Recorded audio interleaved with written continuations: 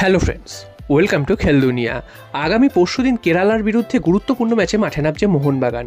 গুরুত্বপূর্ণ এই কারণে তোমরা জানো যে এফসি গোয়া যেহেতু জিতে গেছে লাস্ট দুটো ম্যাচ, সেক্ষেত্রে মোহনবাগানকে এই মুহূর্তে 6 পয়েন্ট মিনিমাম পেতেই হবে, তা না হলে কিন্তু মোহনবাগানের চ্যাম্পিয়ন হওয়া এখনও আটকে থাকবে।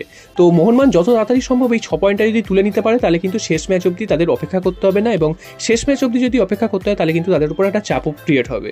তো তাই জন্য মোহনবাগানের লক্ষ্য থাকবে যে আগামী কেরালা ব্লাস্টার্স ম্যাচ থেকে পুরো 3 পয়েন্ট তুলে নেওয়া। তবে কেরালা ব্লাস্টার্স ম্যাচ থেকে 3 পয়েন্ট তুলে নেওয়া বললেই যে মুখের কথার মতন হয়ে যাবে তা তো নয়, কারণ কেরালা নিচের দিকে থাকলেও তারা কিন্তু যথেষ্ট ভালো ফুটবল খেলে এবং তাদের কিন্তু যথেষ্ট ভালো ভালো ফুটবলাররা রয়েছে। হয়তো তাদের ফুটবলটা এই বছর ঠিকভাবে ক্লিক করেনি, সেই কারণে তারা হয়তো নিচের দিকে রয়েছে, তবে তারা কিন্তু যথেষ্ট বেগ দেয় অন্যান্য দলকে।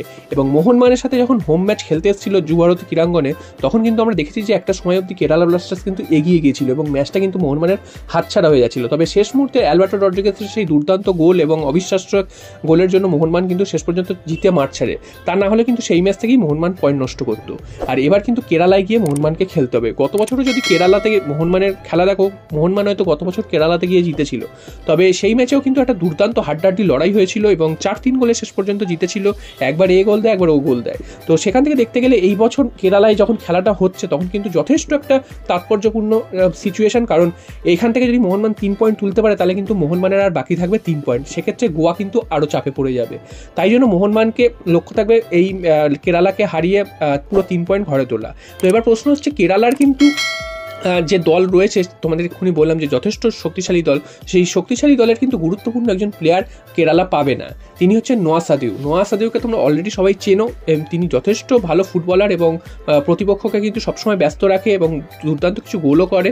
তো সেই প্লেয়ারকে পাবে না কেরালা ব্লাস্টার্স মোহনবাগান ম্যাচে। তো মোহনবাগানের জন্য এটা একটা বাড়তি সুবিধা হলো বলাই যায়। তবে এটা ভেবে আত্মতুষ্টি হয়ে পড়লে চলবে না যে নোয়া সাদিউ নেই, তা আর কিছু ডিফেন্সের ভয় নেই। তবে অন্যান্য যারা প্লেয়াররা রয়েছে তারাও কিন্তু যথেষ্ট গুরুত্বপূর্ণ মোহনবাগানের জন্য হবে, কারণ তারাও কিন্তু ভালো ভালো প্লেয়ার।